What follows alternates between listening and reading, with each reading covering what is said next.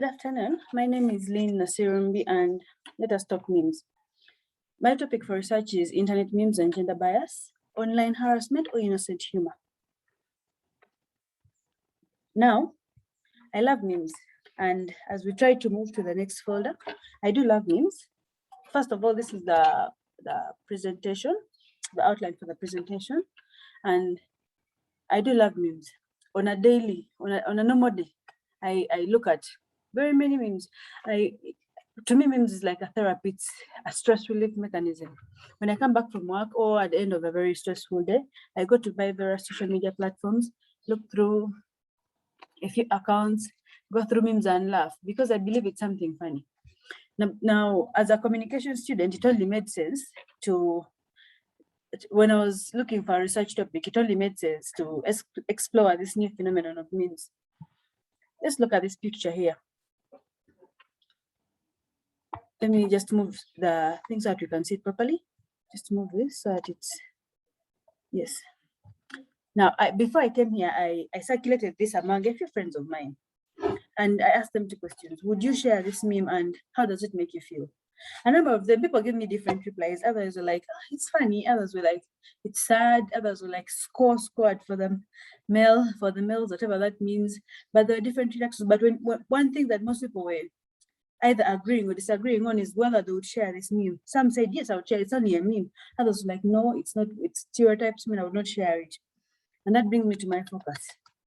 Are people aware of what they're sharing? Let's look at the background.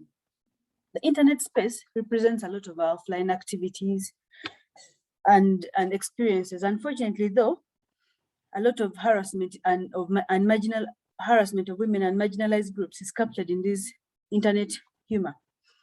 And examples of some of these harassments have not received really much attention from academic scholars. When we see most of this internet humor and sexist comments manifest themselves through internet memes. It makes me ask, what are memes? Grant Kien, in his book, Communicating with Memes, he describes meme in a simple way: content that goes viral, typically through social media. While Schiffman, he brings it out of a new form. Schiffman is actually she's a famous meme scholar. I don't know if it says meme scholar, but she has done a lot of studies on memes. So she says, she believes memes are a new form of communication. Now, before we go forward, let's look at a brief history of memes. Richard Dawkins, he's a British evolutionary biologist. In 1976, he penned down the idea of a meme, but it was in social biology. According to him, it is a culture parallel to genes. Just like how genes transfer most of our characters and all that, a meme, it carries a message from one person to another. The meme field has been largely theoretical and only received attention from communication scholars with the beginning of social media, and that is the 21st century. It is a pretty much young field that has a little literature in philosophy, mathematics, social biology, among others. Communication scholars only began taking interest in the meme field in the 21st century. Now, Godwin, in 1994, he's known for this idea, and you can find it in most books that most people who write about memes. Viral memes have the capability of doing lasting damage. This brings us to the problem statement. Memes on social media are positioned for humor and fun, and to relieve stress. And as we know, social media is characterized with a high lack of understanding of the implications of content shared. Someone will get something, oh, this is interesting, I'll share it to my friend, even if it was me. I find this, I'm like, oh, this would relate very much to Rachel, I sent to Rachel. That's how content moves on social media. But where do we draw the line? Are we looking at the content we are sharing? Mike Godwin, who, like I said earlier, he's known as the pioneer scholar for consequences of memes.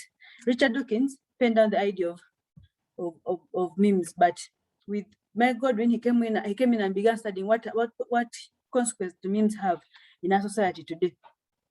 So it brings me, Schiffman says behind a meme is a person creating this meme or people and circulating it, because most memes, let me say the memes that I'm going to be studying in my research are an image with a text overlay.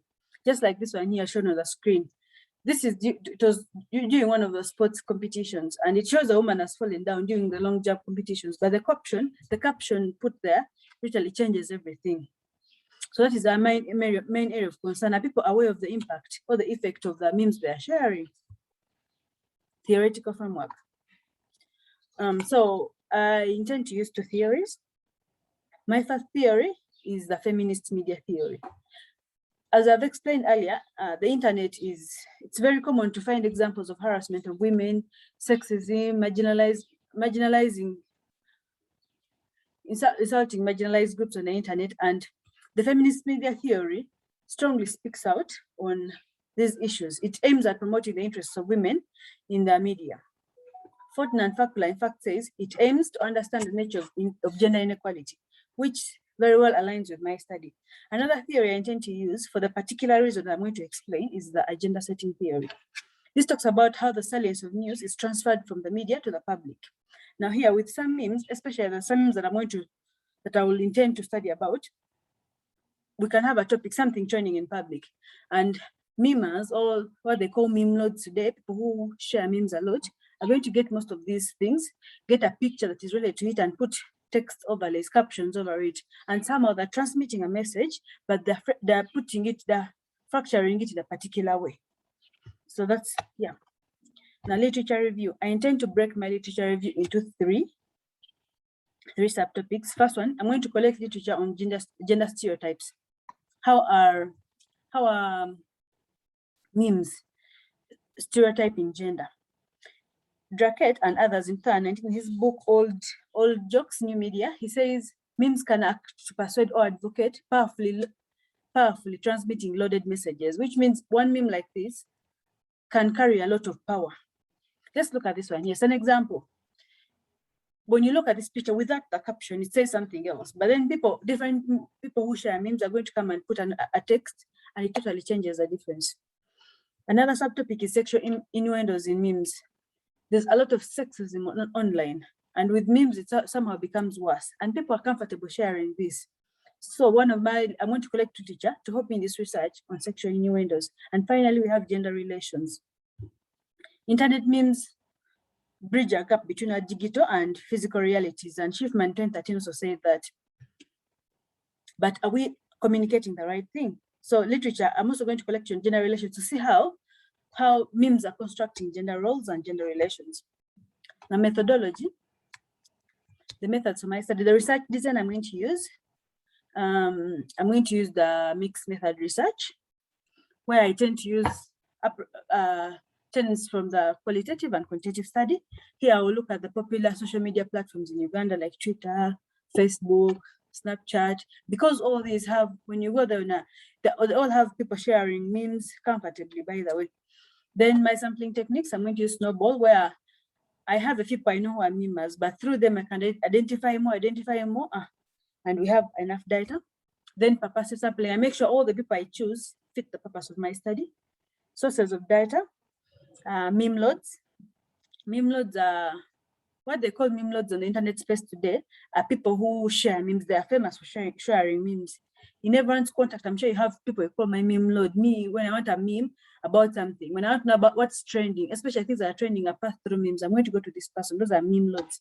And then accounts on social media that share memes. And then some secondary data.